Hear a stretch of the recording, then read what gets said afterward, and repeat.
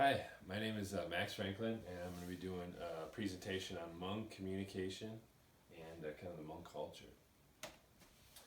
Contents, intro to the Hmong culture.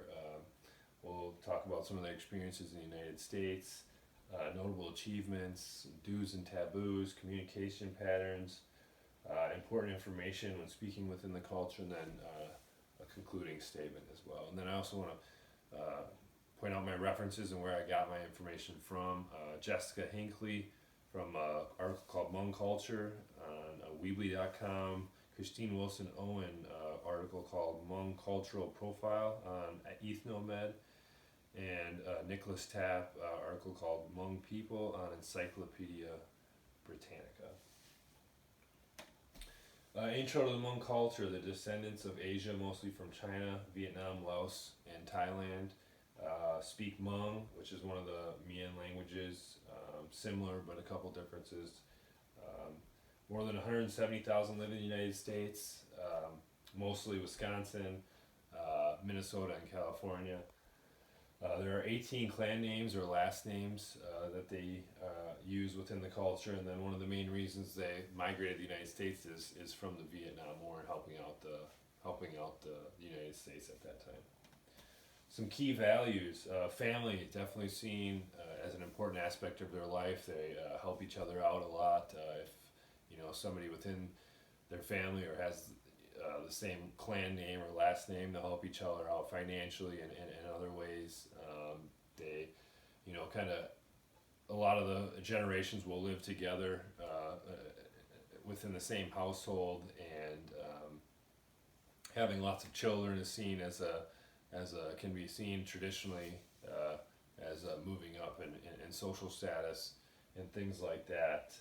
And having the same clan name or last name is also seen as kind of an important aspect because they treat each other as if they're brother or sister or immediate family at the same time. Elders and shaman, basically highly respected individuals within the community.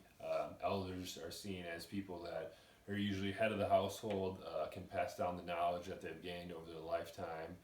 Shamans are also highly respected based off of kind of the spiritual leaders and things like that. Animist and shamanism is their religion, kind of blends the spiritual world with the physical world, and the shamans are kind of seen as those the mediator between those two. The reason why they're highly respected.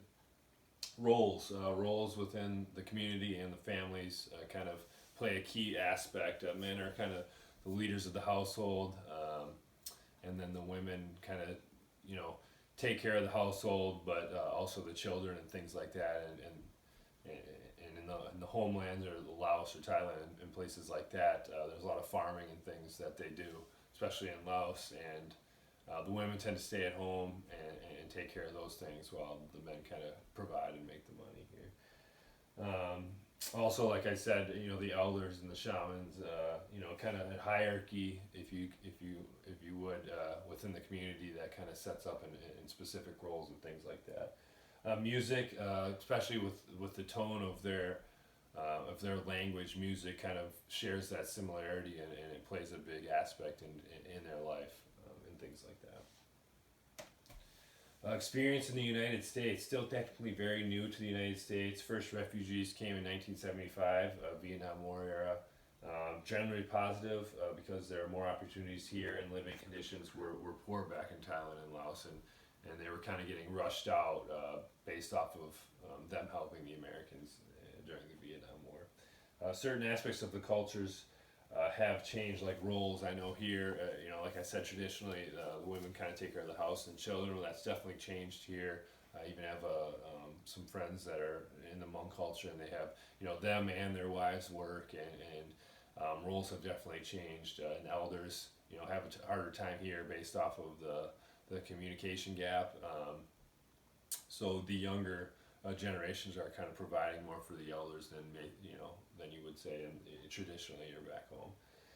Prefer traditional medicinal practices rather than using modern medicine. They definitely have their own practices medicinally and prefer those than going to the doctor and things like that. There's more trust within their community than kind of Western medicine. Notable achievements that I've talked about, they helped the Americans fight during the Vietnam War, and they were, another thing I found, excellent government liaison positions during the French colonialism in Asia. Do's and taboos. Hmong women are not used to shaking hands and may feel kind of embarrassed when shaking hands, especially with a male. Tend to be humble, and not express a lot of emotion. May even say okay or yes when they actually mean no. Making direct eye contact may be considered rude or inappropriate. It is important to say no to food. It is important not to say no to food, drinks, or gifts offered to you when visiting a Hmong home. They kind of see that as being disrespectful, and they sometimes have taboo signs outside their home, which means kind of going with the spiritual world and things like that, that they are being protected from evil spirits, and you should not visit the home at that time. Important